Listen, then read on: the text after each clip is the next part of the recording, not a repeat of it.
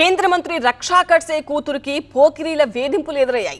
మహారాష్ట్రలోని జల్గావ్ జిల్లా ముక్తాయ్ నగర్ లో జరిగింది ఈ ఘటన. ఈ ఘటనకు సంబంధించిన డీటెయిల్స్ మనం బ్రేకింగ్ న్యూస్ లో చూస్తున్నాం. పోలీసులకు ఫిర్యాదు చేసినా కూడా పట్టించుకోవడం లేదని ఆగ్రహం వ్యక్తం చేస్తున్నారు. ఆమె కార్యకర్తలతో కలిసి పోలీస్ స్టేషన్ లో రక్షా ఖడ్సే నిరసనకు దిగారు. నిందితులను కాపాడే ప్రయత్నం చేస్తున్నారని ఆరోపిస్తున్నారు. దోషులను కఠినంగా శిక్షిస్తామని మరోవైపు సీఎం ఫడ్నవీస్ హామీ ఇస్తున్నారు. మహారాష్ట్రలో పోకిరీలు రెచ్చిపోతున్నారు. వీవీఐపీల పిల్లలను కూడా మృగాళ్లు వదలడం లేదు.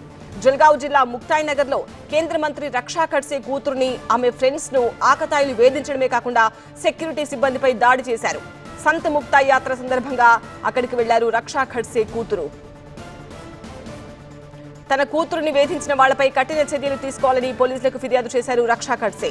అయితే తన ఫిర్యాదు స్వీకరించడానికి పోలీసులు చాలా ఆలస్యం చేశారని ఆమె ఆరోపించారు.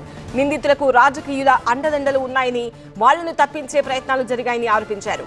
కేంద్ర మంత్రి కూతురుకే రక్షణ లేకపోతే సామాన్యుల పరిస్థితి ఎలా ఉంటుందో ఆలోచించుకోవాలన్నారు. కార్యకర్తలతో కలిసి ఆమె పోలీస్ స్టేషన్లో బైఠాయించారు. ఈ ఘటనపై మహారాష్ట్ర సీఎం ఫడ్నవీస్ స్పందించారు. నిందితులపై కఠిన చర్యలు తీసుకుంటామన్నారు.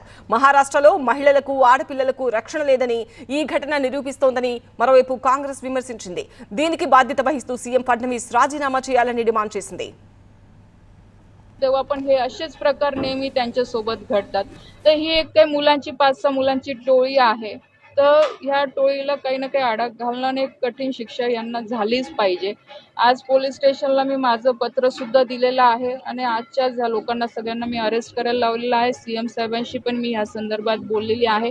आज फक्त रक्षा खडसेच्या मुलीचा विषय नाही, आज सगळ्या मुक्ताईनगर तालुक्यामध्ये राहणाऱ्या सगळ्या महिला असतील, मुलींचा प्रश्न आहे.